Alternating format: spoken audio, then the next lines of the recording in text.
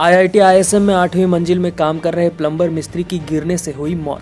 मृतक परिजन सुरक्षा मानक में कमी के कारण हादसा होने की कह रहे बात। कार्य के ठेकेदार ने परिजनों के आरोपों को नकारा। धनबाद जिले का नामी शिक्षण संस्थान में निर्माण कार्य चल रहे 8वीं मंजिल में काम कर रहे मनोज यादव प्लम्बर मिस्त्री नीचे गिर गया। आनन फानन में मौके में काम कर रहे कर्मी मनोज यादव को एसएनएमएमसीएच अस्पताल लेकर गए, जहां डॉक्टर ने मृत घोषित कर दिया। बताया जाता है कि प्लम्बर मिस्त्री 8वीं मंजिल से गिरने के बाद मौके पर ही मौत हो गई थी। मृतक मनोज यादव सरायढेला थाना क्षेत्र के न्यू मुरली नगर का रहने वाला है। घटना की जानकारी पाकर मृतक के परिजन अस्पताल पहुंच गए। परिजन सुरक्षा में लापरवाही बरतने का आरोप ठेकेदार पर लगाए। उचित मुआवजा की मांग को लेकर शव को अस्पताल में ही रखे हुए हैं। बताया जा रहा है कि प्लम्बर मनोज यादव मिस्त्री आईआईटी आईएसएम की सीआरआई बिल्डिंग की 8वीं मंजिल पर काम कर रहा था। आउटर साइड में मिस्त्री के द्वारा काम किया जा रहा था। बाथरूम के सीआई पाइपलाइन का काम किया जा रहा था। चैन रेंज पर पैर रखकर टाइट करने का काम मनोज कर रहा था। इस दौरान उसका पैर फिसल गया और बिल्डिंग से नीचे गिर गया। हादसे के बाद आनन फानन में उसे एसएनएमएमसीएच अस्पताल लाया गया, जहां डॉक्टरों ने उसे मृत घोषित कर दिया। मृतक के परिजनों का कहना है कि ऊंचाई में काम के दौरान ठेकेदार द्वारा सुरक्षा मानक का ख्याल नहीं रखा गया था। सेफ्टी बेल्ट नहीं दिया गया था, जिसके कारण यह हादसा हुआ है। अगर सुरक्षा का ध्यान रखा जाता तो मौत नहीं होती। वहीं आईआईटी आईएसएम में काम करने वाली कंपनी के पदाधिकारी प्रणय देवा ने कहा कि उन्हें पता नहीं कि वह इतनी मंजिल से गिरा है।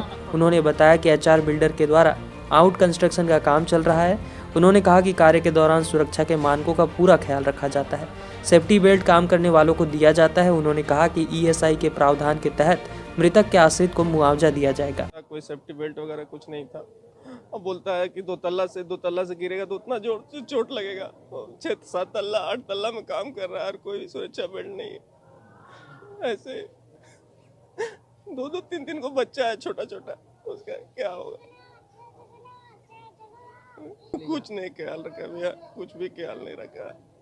इतना हट्टा कट्टा जवान भाई मर गया भैया मेरा। बेल्ट देके चढ़ाया जाता तो इतना पूरा लापरवाही है। 35 लगभग होगा। क्या काम करते थे? ये प्लम्बर का काम करते थे। कैसे ये हादसा? काम करने के दरमियान में कहाँ पे काम कर रहे थे? ये आईएसएम में कर रहे थे। हाँ, सीआरआई बिल्डिंग। तो वहाँ क्या नया कंस्ट्रक्शन बन रहा है? हाँ, नया कंस्ट्रक्शन बन रहा है। हाँ, काम कर बालकोनी में आउटर साइड में। आउटर साइड में वहाँ की क्या बना रहे थे? प्लम्बर का काम हो रहा था। CI pipeline. क्या पाइप? सीआई लाइन होता है ना बाथरूम का, हाँ, उसी में। तो ये क्या पैर वैर फिसला? हाँ, पैर वैर वही चैन रिंच जो होता है ना, उस पर लात रख के टाइट किया जाता है।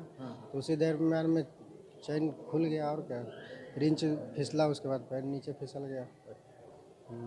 काम चल रहा है, बिल्डिंग जो है फिनिशिंग का काम चल रहा है। कितने तल्ले से ये गिरा है? इसका कोई आइडिया नहीं है, क्योंकि काम जो है 2 मंजिल 4 मंजिल पे जो है चल रहा है। तो वहीं काम कर रहा था वो। अब वो 2 मंजिल से गिरा या 4 मंजिल से गिरा, इसका आइडिया नहीं है। आइडिया नहीं। किस कंस्ट्रक्शन का काम चल रहा है? आईएसएम की बिल्डिंग है। अच्छा, ठेकेदार कौन है? HR builder. आप उसी में हैं, ठेकेदार के अंडर में? हाँ, ठेकेदार के अंडर में। तो ये जो हादसा हुआ तो क्या सुरक्षा को लेकर मानक का वहाँ ये किया गया? वो पूरा किया जाता है। तो फिर कैसे ये हादसा? वहाँ पे जो है स्कैफोल्डिंग भी लगी हुई है बाकायदा, जो है सेफ्टी बेल्ट बांधने के लिए, ताकि वहाँ पे आदमी काम करे। और अभी आप जब जो है वो जगह भी देखेंगे तो वहाँ पे ऐसा कोई गिरने का चांस है नहीं, जब तक आदमी जो है स्लिप ना हो या कोई जो है दिक्कत ना हो। तो सेफ्टी बेल्ट यदि लगा हुआ था तो फिर आखिर गिरा कैसे ये? सेफ्टी बेल्ट जो है अब उसने लगाई थी या नहीं लगाई थी, इसका मुझे आइडिया नहीं। तो आपको बोले अभी जो सेफ्टी बेल्ट लगा सबको दिया जाता है, जो भी जो है जिस जगह जो है जहाँ पे भी जो है सेफ्टी बेल्ट का इस्तेमाल होना है, उस जगह पे जो है उस आदमी को सवेरे ही सेफ्टी बेल्ट दे के ही काम पे भेजा जाता है। तो ये तो सेफ्टी बेल्ट नहीं पहना होगा तभी नहीं गिरा? हो सकता है। नेट लगा हुआ, नेट वगैरह लगा हुआ था? नेट लगाने की वहाँ पे जगह नहीं है। नहीं, सेफ्टी बेल्ट भी नहीं और नेट भी नहीं, तो हादसा होगा ही। ऐसी जगह ही नहीं है वहाँ पे ये हादसा हो जाए। फिर अब वो आखिर हुआ कैसे? स्लिप हुआ, वो कैसे गिरा कैसे नहीं गिरा इसका मैं बता नहीं सकता कि वो कैसे गिरा। मुआवजा को लेकर के क्या पहल कर रहे हैं आपकी तरफ से? किस तरह का मुआवजा दिया जाए? मुआवजे को लेकर बातचीत चल रही है अभी, जैसे ही जो है बातचीत फाइनलाइज होगी बता दिया जाएगा। प्रावधान वगैरह क्या है आपके अंदर से? ईएसआई का जो है जो प्रावधान होगा उसके अंदर में जो कुछ भी जो है रकम होगी वो उसकी बीवी और बच्चों के नाम पे ट्रांसफ़र कर दी जाएगी।